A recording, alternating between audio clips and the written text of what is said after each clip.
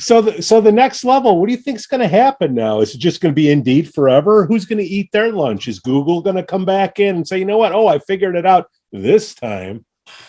My own personal theory is Indeed has got a bit of what I call monster disease at this point.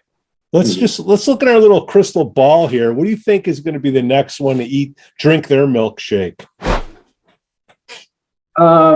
It's probably going to be a non-U.S. company, would be my guess. Yeah, Australia. It might very well be Australia. Might be Seek. Seek, in a lot of ways, when I think about what I consider to be a smart way to run a job board business, I think they're, maybe one of the smartest companies. Now, they've had the good fortune to essentially be to sort of watch other people make mistakes in sort of a, and they sort of have this geographically distinct market that they really totally own. But, one of the things that's interesting about them is they've got this whole section that essentially just buys little chunks of other companies and invests in them, and then either makes the decision to acquire or not acquire. And they've been very smart in the sense, like Indeed goes into a market and it's Indeed. Seek goes into a market and they say, what's the dominant job board here? Let's invest in them or buy them. And that, to a certain degree, gives them a much stronger hold in these non-Australian markets. The one market where they haven't really done anything has been North America. And my guess, based on what I've seen of the way they think about things, is they're just like, you know what? There's a lot more money to be made elsewhere than trying to go in and screw around doing a face-to-face to Indeed or any of the other players that are in North America. They've certainly invested in companies in North America, but I think, it could be Seek. It could be Stepstone. There's been rumors of Stepstone doing an IPO at some point. And, it could be Info Edge maybe at some point. It's hard to say. I mean, there's a number of global players at this point. Indeed is certainly not infallible, but they've got a lot of money and they've got a rich parent. Indeed is going to get eaten away underneath, and to a certain degree already has been, like all the big generalists, by strong niche sites that are out there that are really own a vertical. So it's like I can point out many niche sites in North America. Dice, right, exactly. Higher ed jobs. There's just all these niche players that they own their part of the market much more than Indeed does. That Indeed gets some business out of that part of the market, but they don't get what the niche players get. So they get that from the bottom. And if you get a big enough niche, Indeed has got an issue, because unlike Seek, they don't necessarily have these little companies that they can say, okay, push back, take that section and let us do what we're going to do. They've got one play that they can make. And if that play doesn't work in that niche, but then from the top level, I think they will probably just be sort of overtaken by other boards that do a better job of addressing large segments of their audience. So like LinkedIn, I think is a very good example. LinkedIn has been on a real growth phase for a very, very, very long time. And I think when they got bought by Microsoft, that was, it was a huge boost to LinkedIn, but it was also the equivalent of when Indeed got bought by Recruit, except bigger. So, I mean, if anyone's going to knock Indeed off their perch, I don't think it's going to be a single company. I think it'll be gnawing of many piranhas.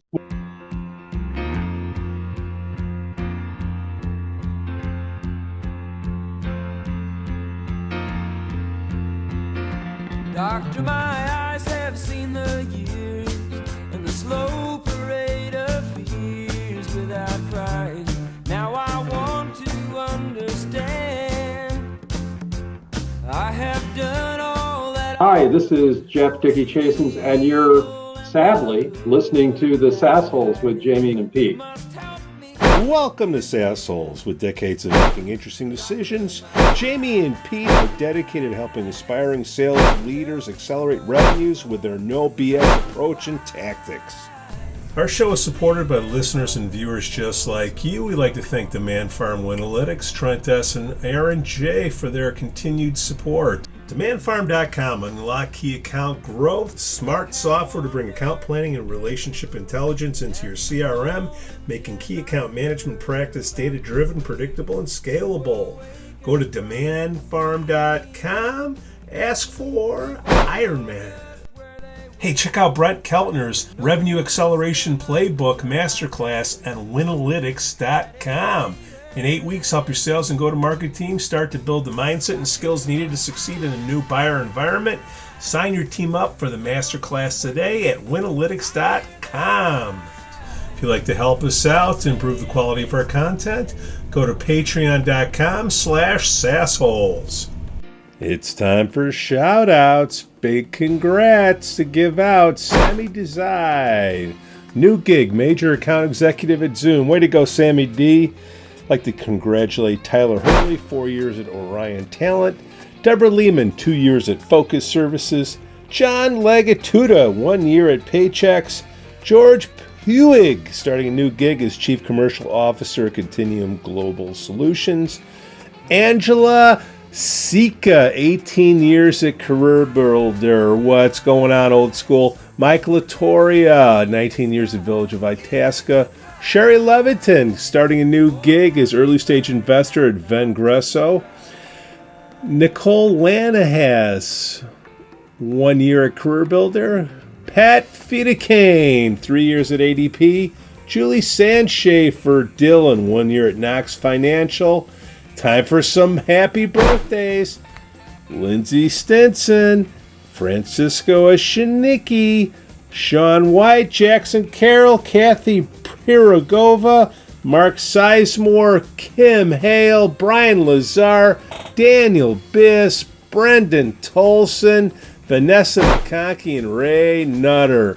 Way to have another spin around the globe, my friends. So how long have you been doing your podcast? I started my podcast first week of December in 2021, so really not that long. Just past COVID, you're like, huh? Well, it's something I've been thinking about for a long time, and Chad Soash kept bugging me. Oh, you should start, you should start your podcast. You should start your podcast. And I finally thought, okay. And then Steven was like, yeah, let me be on it. I can be, like Ed McMahon. Right. I thought, okay, well, you just closed the deal, So that's when we got started on it. So how long do you know Chad? Chad and Cheese, Joel from the old Cheesehead days. Yeah. Because when the shit always hit the fan, Joel, he would slither around in the mud and get all that information. I don't know how he knew some of the stuff he knew. I used to really enjoy, reading his blog. So I met Chad when he was working, I believe, at Direct Employers, and I can't remember why I met him. I just did. And Joel, I just knew from his blog, and then I was at a conference early on, probably back in when I started consulting back in 2010 or something. And this guy walks up. He says, "The job board doctor." And I looked and I was like, "You must be Cheese." and it went on from there. So I've known both of them for a long time. We've done a couple shows with those guys on, and it definitely wasn't the most listened to podcast that we've done. Perhaps the most R-rated, right? Yeah, it was because I had a problem with Joel, and he knows it.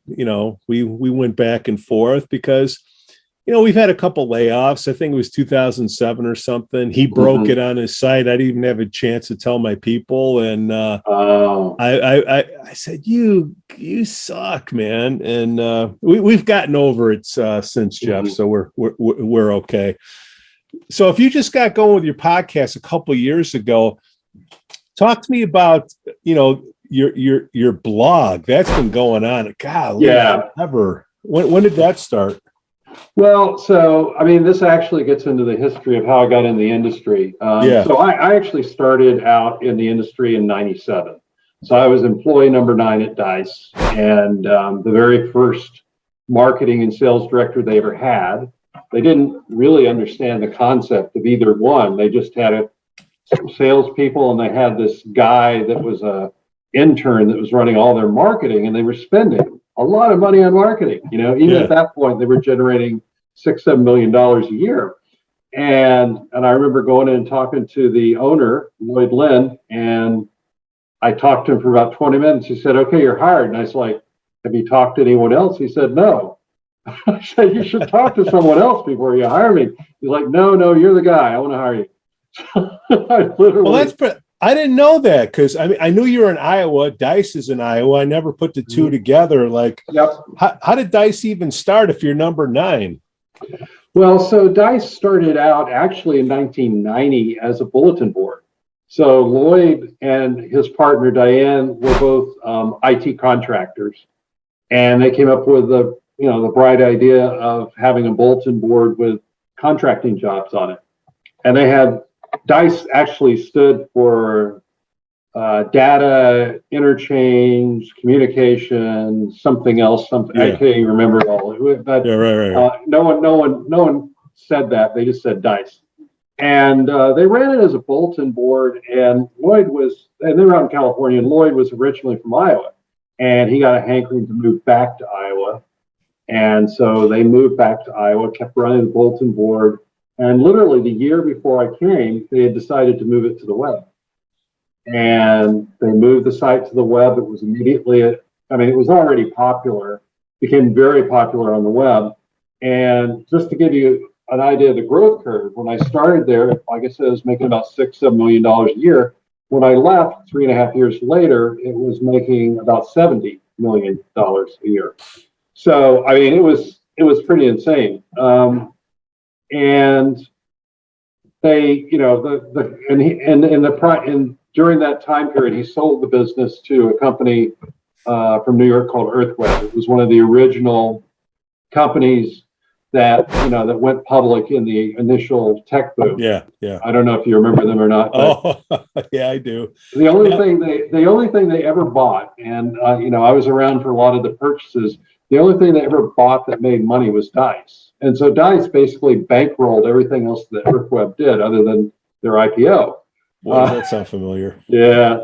So yeah. And then eventually, they went broke and went private, and eventually came back and went public. Now, Jeff, in those days, everybody was a generalist. Wasn't Dice like focusing on IT at the time? Weren't they the first ones, or pretty much one of the first? Yeah, they were pretty much the first niche board, and it was a good time for IT.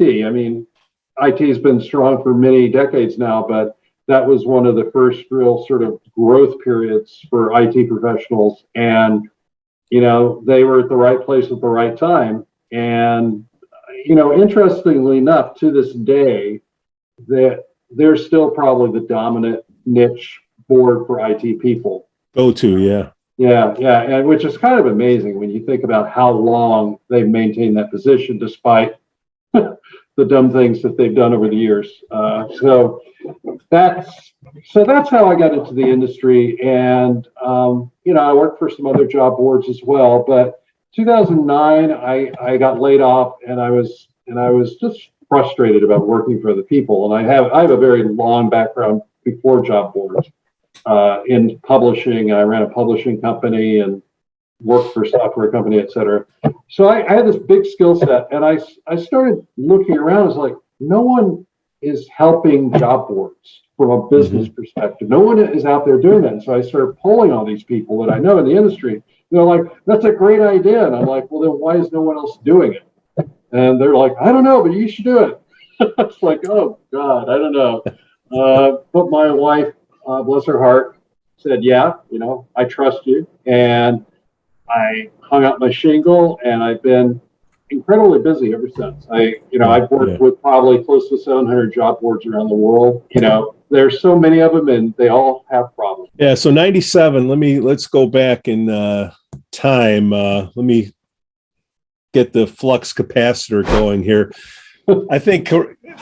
Let's see. I got into Headhunter.net in 99, and right before that, Career Mosaic was the 900-pound gorilla. Jamie, I'm sorry, I had a computer problem. It forced reset. Yeah. Hi, Jamie. So we're going through like the 90s and 2000s, and I just want, certain things happened along the way. Like you had the newspapers, and then the internet disrupted the newspapers, classified advertising. Yep. And then you had this thing called Indeed come along and say, you know what, guys? We'd love to help you out. Give us all your postings. That's right. Yeah. We'll help you grow. We'll partner with you and we'll help you grow. And it just cracks their business. I mean, to a certain degree. I mean, you kind of look at it and you look at it, and I have the respect for them the same way I have a respect for rattlesnakes or something, where they're just extremely efficient at what they do, and they never hide it. I mean, I predicted, every time they go into a market, I talk to my clients. I'm like, don't work with them because they're gonna take your business, and then they're gonna turn around and they're gonna push you out of business after they've taken your customers. And I have all these UK clients that were, why would they do that? And then 2 years later, oh, Jeff, why are they doing this to me? I told you that this was going to happen. And, the same thing's happening in the staffing industry in terms of the way they're going after that. And more power to them if they can keep finding. Jeff, you are like the Fauci of job boards. Okay, you had to. you had to sit there. That's a good thing. I don't know if you want to be. Well, no. I mean, let's diagnose this because he's a doctor, right? Right, doctor. Yeah, that's what they say. Doctor, you had this disease called Indeed come through, and what? They were really good at SEO, and they very good. They were phenomenal. That was their secret sauce. Yeah, well, I mean, that's the thing. I mean, the job boards that were dominant at the time, including, Career Builder, Monster, et cetera, they were really focused and Dice were really focused on branding themselves so that people would just go to their site because they knew it. They'd seen the Monster ad, they'd seen whatever ad, and people would go, and Indeed was the first one to sort of look at what Google had done to the ecosystem and said, hey, you know what? We can take Google's rules and we can jump past all those other people.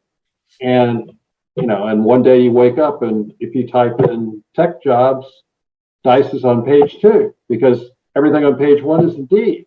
And people didn't understand that. And Indeed was very, very smart about how they marketed it. And, I've always called them to a certain degree the crack cocaine of the job board world. We'll give you a little taste and then we'll get you hooked and then you'll get you really hooked and then we'll dump you. I think the real problem is the ATSs, right? The ATSs came in 2008 big time when the Great Recession occurred. Mm-hmm. And then if you notice, before that, almost all the applications occurred on a job board, and then about 50% of them moved to their own career site or their own job apply path through the ATS, which then opened the floodgates for Indeed to say, hey, why drive traffic to a job board that then drives traffic to your career site? We can just drive traffic to your career site. It's a compelling argument, but I do think the ATSs is what fueled that conversion more so than anything else, because the differentiation was before that, a job seeker can put their resume on Career Builder or Monster and apply to multiple jobs at one time, but they Indeed would just aggregate the search results, but they didn't have that ability. But if you look now, Indeed's basically a job board now. Oh, yeah. And they've been, in my opinion, they've been a job board since about 2011. Yeah. They started dumping my clients off their, from their business starting in 2009, and it really accelerated 2010, 2011. By 2011, 2012, it was very hard for a job board to really work with Indeed at all, if they wanted to. And because Indeed pretty much was saying, no, we're not going to work with you. We compete with you. Oh, really? When did that happen? Yeah. So, that happens in parallel in North America. That's what's going on. But in the meantime, they've moved to the UK. In the UK, they're like, no, we don't compete with you job boards. We'll be supplying you job boards with better traffic, et cetera, et cetera. And as far as I've seen, in pretty much every market, they replicated that, except certain markets where they got shut out because there was a dominant player that wouldn't play with them, like Australia. Seek owned that market. They were smart. They looked at what was going on elsewhere, and they just said, we're not going to play with you, Indeed. So Indeed's there, but they're not they're not a threat. They don't really have much of a market compared to Seek. So yeah, I feel like the U.S. companies fueled their growth. Totally. Yeah, and what happened to them was their fault. And Monster's credit, they woke up at a certain point and said, oh, no, you can't have our jobs anymore. But it was too late. And, the market was too large and too diffuse. Even Monster saying, well, we're not going to play with you wasn't enough to stop them at that point. Uh-huh. Now, we've only talked about the classified ad part of it. What about the resume database? Like what?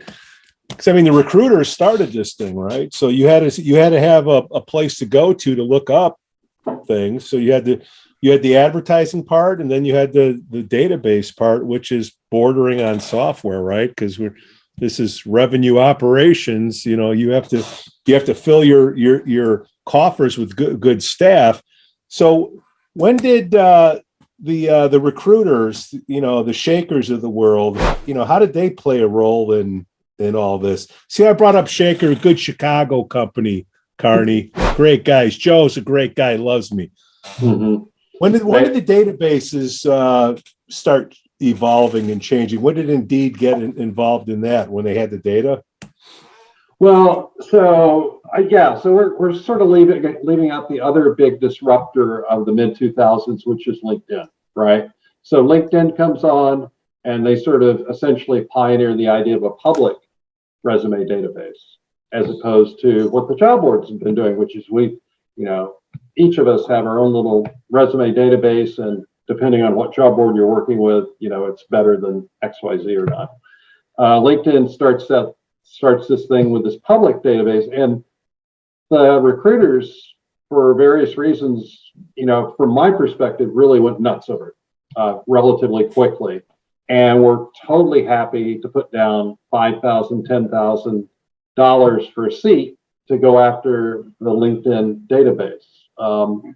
And that sort of changed what was going on with the job boards in general, because it used to be, I don't know what it was like with the play, with where you work, but with most of the companies I work with, resume database access would provide 30 to 40% of total revenues. And that wasn't a sudden disappearance, but it was a slow disappearance. And nowadays, the boards that have those types of services, they have stuff that's sort of special that LinkedIn, doesn't directly compete with. But I think about the time that, the time leading up to when Indeed was going to go and just say, we're a job board, we're not doing traditional aggregation. They realized that they're going to have to fight LinkedIn. And that's where I think they really started, I remember when they started pushing to get the resumes. And ironically, the feedback I get from recruiters when I talk to people are that they don't think that database is particularly high quality. I don't know. I'm not a recruiter. I don't sit there and compare these products. I just listen to people talk about them, and they almost always say, "Oh yeah, the tools and the quality of what's on LinkedIn is much better than what you see on Indeed." So Whatever happened to Google Base, Jeff? I thought they Google. Yeah, so I remember that. I'm like, ooh, very yeah. Well, scared. I it took me a number of years, but but I eventually have gotten to the point where when Google launches something, I just sort of feel like there's a clock ticking, and then they're going to throw it away, Yeah. for whatever reason. And it's kind of funny. Like Google Base never really got much traction, but one of the things that I think did get really good traction was Google Hire, their ATS. And I mean, they had a lot of users and a lot of paying users. But that was one of those cases where I think they killed it because of GDPR and what was going on in the EU. And they knew they were gonna get sued even more than they had been sued, and they were willing to just throw away this product. Interesting. Well, they're not hurting for money. No, they're not hurting for money, so they can afford to throw away products. Well, when they came out and said it was going to be a free ATS, I'm like, huh. Yeah, that could be interesting. well, yeah, and I think it, and there was a whole lot of speculation about were they actually moving into the job board space when that happened, because it makes total sense, and they control the ecosystem. But I think just like Facebook, time and time again, they've sort of stuck their finger in there and they pull it out, and I think what they do now with the Google Jobs schema and the way they've sort of focused on just improving the search aspect of things and the alert aspect of things, I think that's probably as far as they'll ever go, because they're just going to open themselves up to antitrust action if they go further, So what do you think the next disruptor is going to be, or have we covered them all, Jeff? Well, I mean, we haven't talked about programmatic. So programmatic is programmatic is absolutely a disruption, but I'm laughing because as far back as 2014, 2015, people were saying by the year 2020, all job ads will be programmatic. And when people say stuff like that, I just have to laugh because it reminds me so much of the social media wave, where people are like, by the year 2011, there won't be job boards. We'll just get our jobs completely through social media, and it's the cry of the deeply religious. It's the way I think of it. They've got religion. Jeff, what is programmatic job search? What does that mean for the kids that are coming out of school and they want to get their resumes found? What does that mean? So all programmatic is using computer programming software instructions to drive where a job ad's going to appear. So, there was an intermediate period where people in the industry would post jobs like, I would post my job on Dice, and Dice would say, okay, we're going to cross-post this job with 3 aggregators, so like we're going to post it with Indeed and Beyond and some other aggregators. What are those aggregators doing? They're busy slamming it out in every place that you can imagine. So it's a very uncontrolled posting. So what does programmatic do? Well, programmatic has either the job board or the employer or whoever is posting the job. You set up criteria and you say, this is the demographic I want to reach. This is how much I want to spend. This is how I'm willing to spend this much until this amount of time. I want this to be in this particular geography only. I want to avoid this category of sites. I want to, provide extra juice to these, and it's all programmed in, sent out across all these different sites. And because the software is doing it, it literally does it almost in real time, making decisions about your ads right here, your ads right here. We're paying this much, we're paying that much. So it all happens very fast.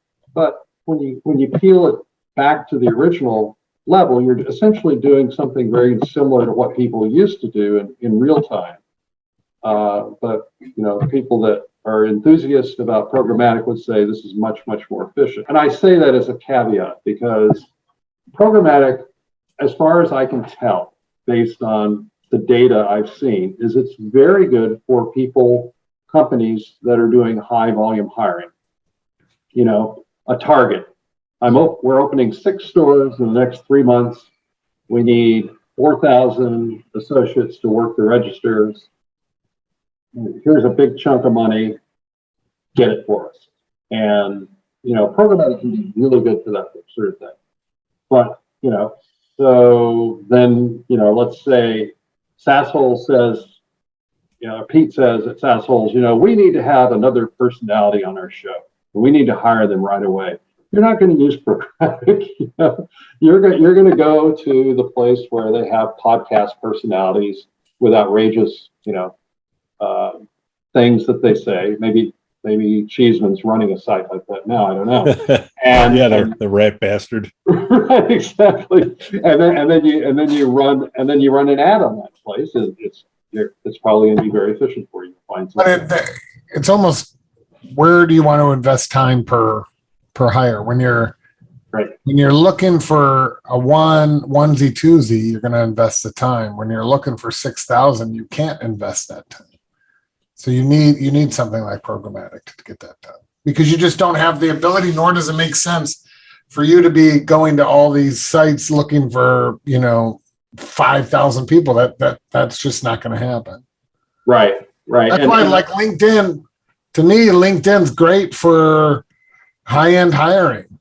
It's not great for low end.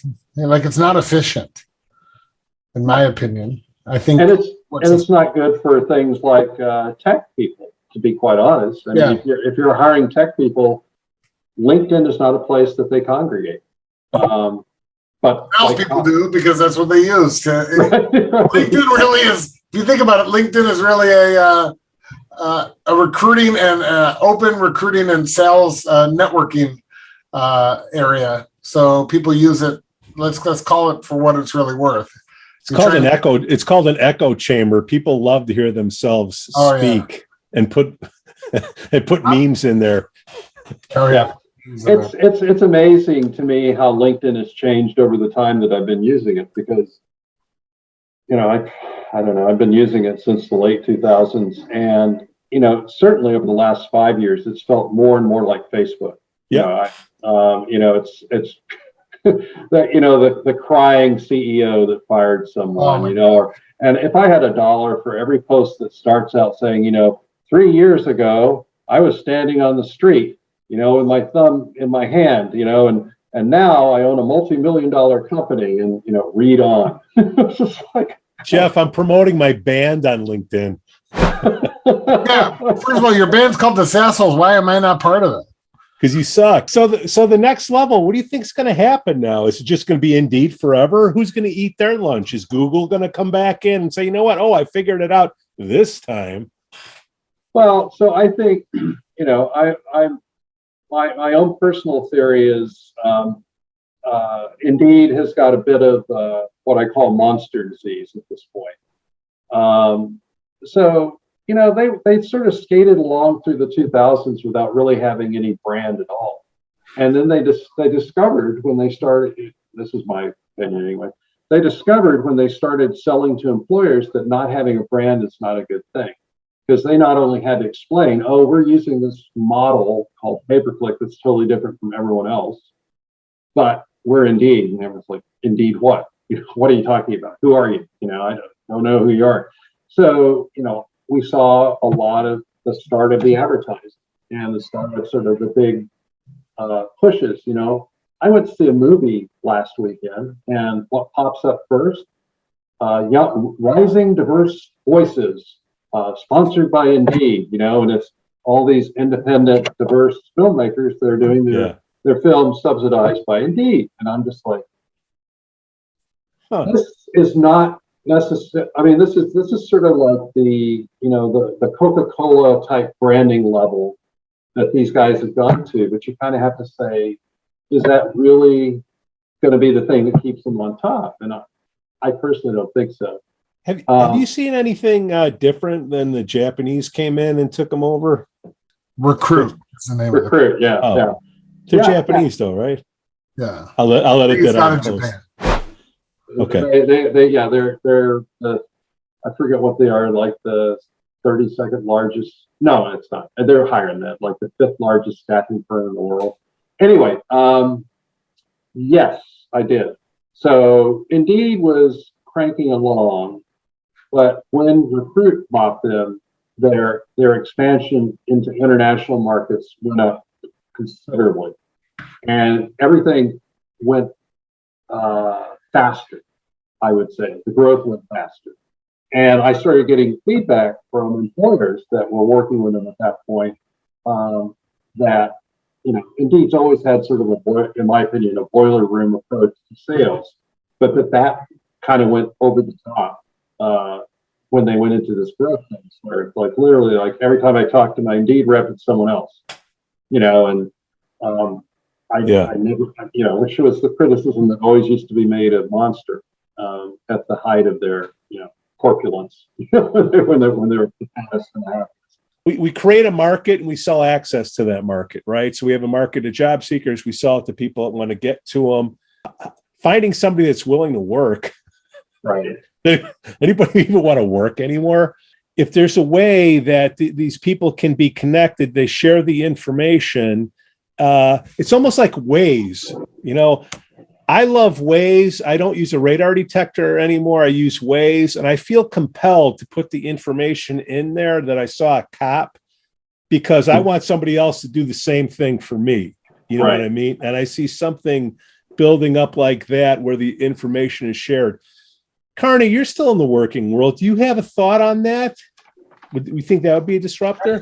I think what you're asking for is how can you gamify employee referrals so that the insider can always help the outsider get in, right? Is that what you're sort of leaning towards? And I think that is something. There's something there, but I feel like everyone's tried it and no one's been successful at it. Glassdoor's tried it, yeah. Yeah, I was going to say, so I work with a lot of startups. And I personally have worked with some startups that try to tackle that problem, but I also cover in my blog a bunch of those startups, and none of them have really succeeded in any sort of large way. Some of them have succeeded in small ways, but there's just something about the trying to make the referral process work predictably and reliably that is enough that no one can crack. And I think a lot of it boils down to human behavior. Like maybe maybe you've got 100 employees and maybe I'm the one in the company that actually likes referring people. It makes me feel good. So you're not going to incent me, if by offering $100, because that's not why I'm doing it.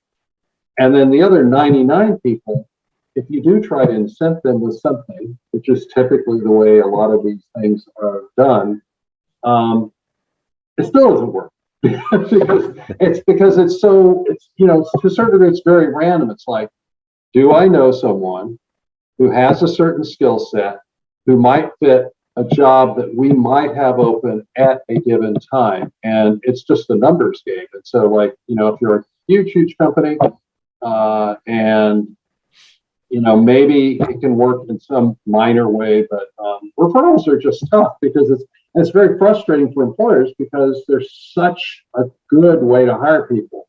The retention levels on referrals are always much higher. The quality of the candidates are always much higher. And that's why I think everyone keeps going back and saying, let's gamify this, let's incent this, let's do this, let's do that.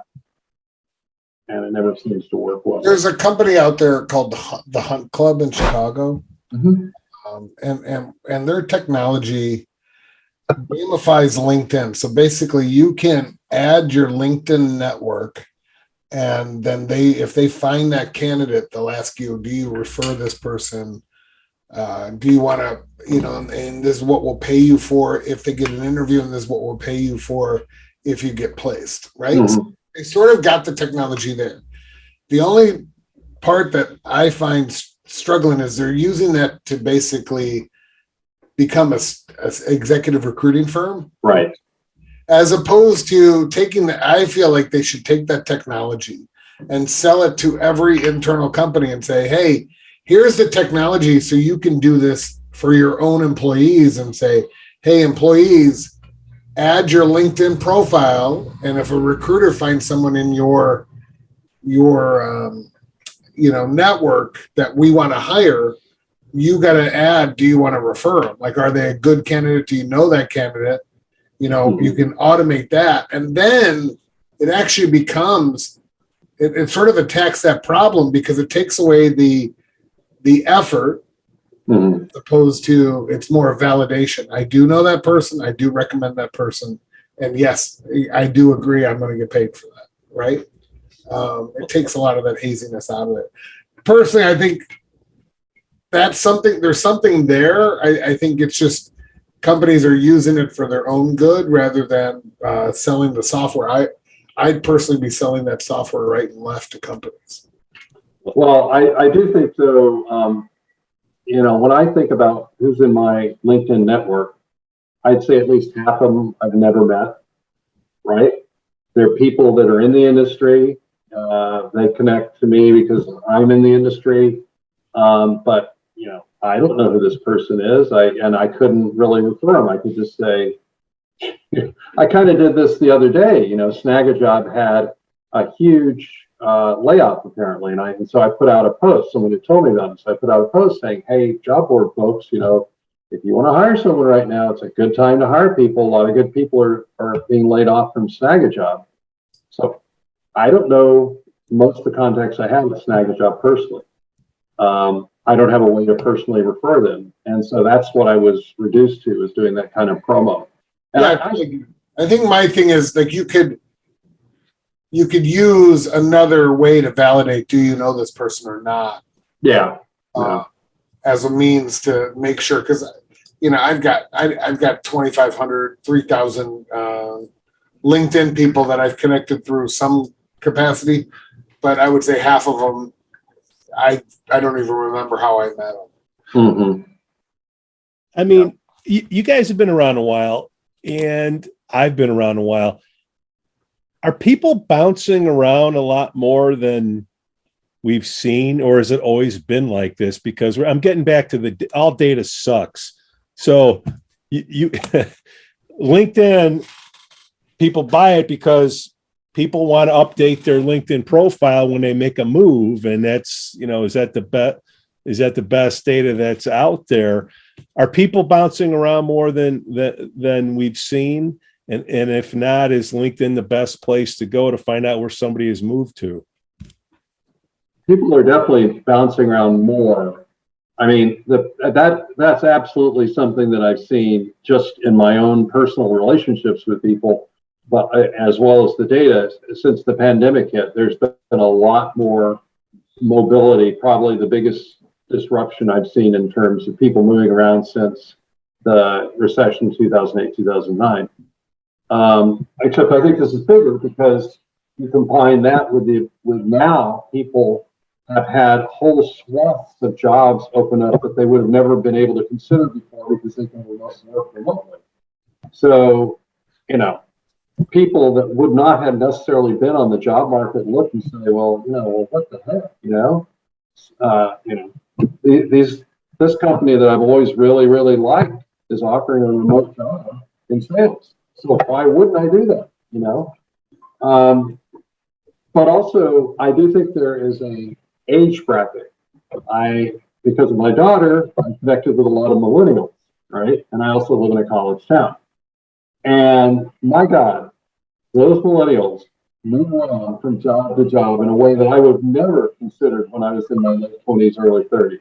And I've worked a lot of jobs, but I would have never thought, oh yeah, I'm going to work this job for 6 months. Now I'm going to work this job for 9 months. Now I'm going to work this job for a year, whatever. No, well, I think the problem is when you're at a company for 17 years nowadays. Back from when I started in the job force, it was always like loyalty. Mm-hmm. And then what happens is when I realized when I was at a company for 17 years, that was actually a huge mistake, because when I went to go look for other avenues, they saw it as Maybe I was complacent at the company I was. And then also your salary, you get caught in a lower salary because they have corporate restrictions on how much you can get, raises and stuff like that. That I would almost, any job seeker or any person out there right now, until that world changes, I would say you've got to almost put a timestamp on every 3 to 4 years. You need to go find a new job so that you can get paid a market level. And then also it actually looks better on your resume, which is crazy. Jeff, what can we do to plug your stuff, your blog, your podcast? Tell us about your partner. Who do you do the podcast with since 2021? Yeah, well, so the podcast was an outgrowth of the blog. So, I've been doing the blog since 2009. And quite honestly, I started the blog for 2 reasons. I started it because I felt like no one was consistently writing about the job board industry in a way that I thought was decent. It was like these little hit and run things that you would see. And I thought, why didn't someone treat this seriously? And it kind of bugged me because there is an association for job boards, but they weren't producing any content and they weren't producing any research. And I thought, okay, I'll do that. And the other reason is I said, if I'm writing a blog, people are going to notice people like Pete, and they'll say, God, that guy sounds smart. Let's hire him to consult with us, And so that worked. And so I've been doing that, and it continues. I issued one today about salary transparency on job ads, and have gotten a lot of feedback from people around the world on it. And so then I said, and then Cheese came to me and said, you should put out the blog as a newsletter as well. I'm like, oh, okay, that's a good idea. And I did, and that took off. And so apparently a lot of people would rather get an email than go to my site via blog. And then Chad had come to me and said, you should do a podcast because a lot of people like to work out and they like to listen to stuff, and after he bugged me for months on end, I finally did do that. And so my partner in crime on the podcast is Stephen Rothberg of College Recruiter. And I've known Stephen for a long time. He was a client as well as a friend. And he is right up there with you, Pete, in terms of his sense of humor. Very, very high. Really quality. Bad? Really bad. Yeah. So bad that acquired taste. Acquired. Yeah, acquired taste. Yeah, that's what his wife says. So, but he's also very much what I call a job board geek. We're both job board geeks. We're into it, and so we can sit there and talk about the industry forever and ever. And so he said, let me be in on this podcast, and you'll be Johnny Carson, I'll be Ed McMahon. And I thought, yeah, okay, that sounds pretty good. That's better than Chad and Cheese. So that's how we got started, and we've just closed up our 40th episode. We put it out every week, and usually try to talk to someone from the job board industry. One of my focuses is to talk to people that are doing unusual revenue models or hitting unusual audiences, or people that have had to regroup a number of times. I was talking to Matt Lucas, who runs Job Monkey, and he's been through every disaster you could possibly imagine running a job board. And so talking to people like that is really fun because people listen to the podcast and are like, well, I learned something from that one. I'm not going to do what so and so did, or they get ideas. So that's kind of where the podcast came from, and all three of them essentially are. I look at it. I'm a writer. I write fiction and have been publishing fiction for years. Like what? Like short stories. Short stories. I know. Give us the titles. Wet or whistle. What's your whistle? Okay. Well, what was one of them? The grain. Probably one of his short stories. Wet your whistle. Jeff, give us a story. Give us a story. I'll put it right here to look up. I'll give you a story. I've got it. It's on the internet. If you look up Jeff Dickey-Chasins, you'll see my written output. But anyway, so I like to write, and so that part of my business is a lot of fun. It's really interesting, and put me in touch with people like you, and and it also gets me a lot of business, because I've got people from all over everywhere that are reading this, and then at some point the typical progression is, I've been reading your newsletter for years, and I've got this problem, so I decided to call you. It's like, how many years did that take? If somebody's listening, we do have 2 or 3 listeners and watchers. If they do watch this and they hear you, what's the best way for them to get a hold of you, Jeff? So absolutely the best way is to go to my website, jobboarddoctor.com. There's a very prominent contact me link. You can also email me, thedoctor@jobboarddoctor.com. I'm on LinkedIn, Jeff Dickey-Chasins. But, just go to the website. You'll be glad you did. If you run a job board, you need to go to the website anyway. You'll learn something. I vouch. Carney, you vouch? Yeah, you're on Twitter too. I think I'm on Twitter. Yeah, I'm on Twitter more than I should be. But, Twitter, it's sort of like I do Twitter and I justify it for my business, but a lot of times I'm just looking at, weird cat videos and stuff. So. Jeff Right. Dickey-Chasins, thank you so much for coming on the SAASholes podcast. Our show is supported by listeners and viewers just like you. We'd like to thank Demand Farm Winalytics, Trent S. and Aaron J. for their continued support. DemandFarm.com, unlock key account growth, smart software to bring account planning and relationship intelligence into your CRM, making key account management practice data-driven, predictable, and scalable. Go to DemandFarm.com. Ask for Iron Man. Hey, check out Brent Keltner's Revenue Acceleration Playbook Masterclass at Winalytics.com. In 8 weeks, help your sales and go-to-market team start to build the mindset and skills needed to succeed in a new buyer environment. Sign your team up for the masterclass today at Winalytics.com. If you'd like to help us out to improve the quality of our content, go to Patreon.com/SAASholes. Well, thanks for having me. It's been a blast. It's been entertaining, and I hope you cut out all the stuff that makes me sound dumb. So cut out all the stuff that makes Pete sound dumb. He wouldn't be on the show. Whatever, Carney. Just where they will. I never noticed them until I got this feeling that it's later than it seems. Doctor, my eyes, tell me what you see. I hear their cries. Just say if it's too late for me.